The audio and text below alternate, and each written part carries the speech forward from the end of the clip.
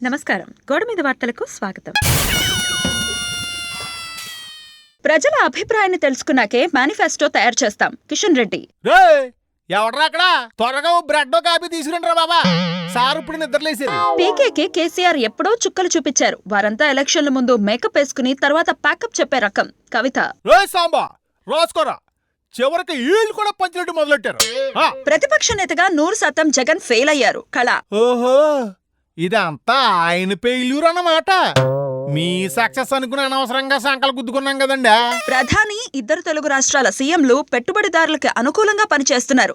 విరసం నేతలు. రాయపాటి ఇంటికి అల్పాహారిందుకు హాజరైన కమ్యూనిస్టు నేతలు. వీకెండ్ లో రిలీజ్ అయి పిల్లల్ని బాగా ఆకట్టుకుంటున్న Chhota Bheem Himalayan adventure cinema. విదేశీ యాత్రలు ముగించుకుని దేశానికి తిరిగొచ్చేసిన కాంగ్రెస్ ప్రౌఢ రాజు రాహుల్ గాంధీ.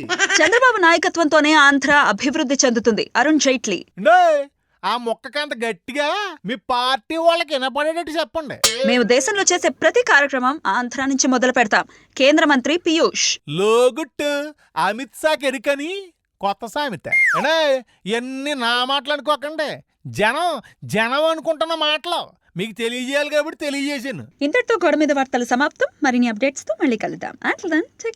అలాగా మాకు మాత్రం పనులు లేవనుకున్నారంటే అవతల పండగ బోల్ బిజీ. మరిన్ని వార్తలతో మళ్ళీ వస్తాను. ఉంటానండి.